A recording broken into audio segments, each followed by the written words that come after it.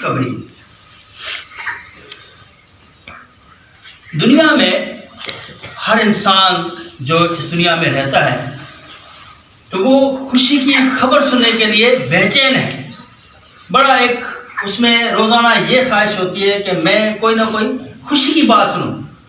غم کی بات سن کے تو انسان کو دکھ ہوتا ہے، لیکن ایک دل کرتا ہے کہ کوئی خوشی کی بات ہو،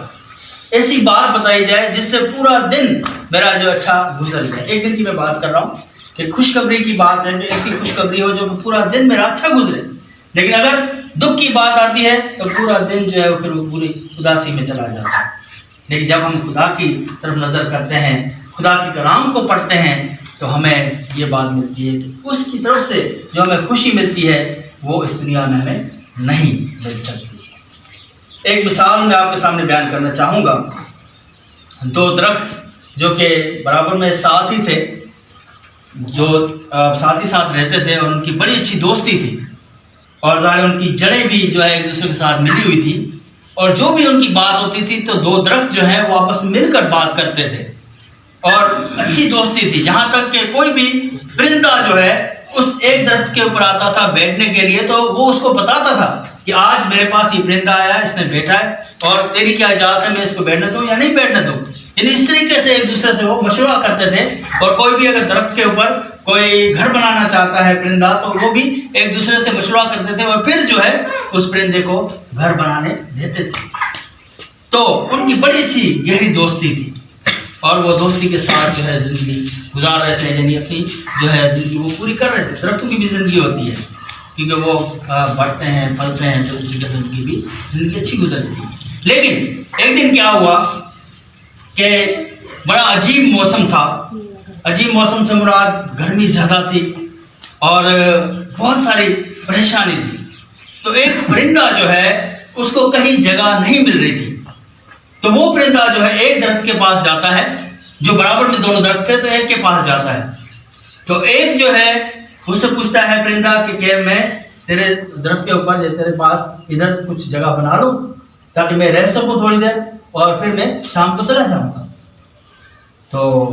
اس نے کہا کہ نہیں رہنا میرے درخت کے اوپر، تو نے نہیں بیٹھنا، کہیں اور چلا جا۔ تو پھر جو ہے وہ اس درخت سے اڑ کے پرندہ جو ہے وہ دوسرے درخت پر چلا گیا جو کہ برابر میں تھا، اس کا دوست تھا، اس کے پاس چلا گیا۔ اس کے پاس جب گیا تو اس سے کہا کہ میں بہت پریشان ہوں۔ پرندہ جو ہے وہ بات کر رہا ہے کہ میں بہت پریشان ہوں، گرمی زیادہ ہے، تھوڑی دیر مجھے بیٹھنے دیں یہاں پر چھاؤں میں، تیرے ساتھ درخت کے میں چھاؤں میں ٹہنی میں بیٹھ جاؤں تاکہ چھاؤں ملے مجھے اور میں تھوڑی دیر بیٹھ جاؤں۔ تو اس نے کہا کہ ٹھیک ہے بیٹھ جاؤ۔ تو وہ پھر پرندہ جو ہے اس درخت کے اوپر بیٹھا ہے۔ لیکن کیا ہوا، جب اس کو پتا چلا، یہ درخت جو ہے اس کو پتا چلا کہ میں نے اس پرندے کو منع کیا تھا لیکن اس نے جو ہے اس کو جگہ دے دی، تو پھر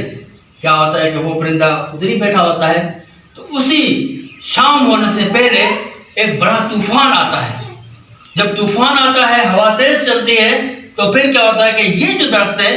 اس درخت نے اس کو جگہ نہیں دی تھی، تو یہ درخت جو ہے وہ گر جاتا ہے، یعنی اتنا طوفان ہوتا ہے کہ برداشت نہیں ہو سکتا،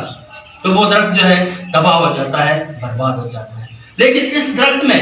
جس درخت میں پرندہ ہوتا ہے، وہ درخت جو ہے وہ بچا رہتا ہے، محفوظ رہتا ہے۔ اس کو بے شک ظاہر ہے ہوا میں درخت تو ہلے گا ادھر ادھر، لیکن یہ کہ وہ محفوظ رہا، اور وہ درخت جو ہے وہ تباہ ہو گیا، برباد ہو گیا۔ لیکن اس درخت نے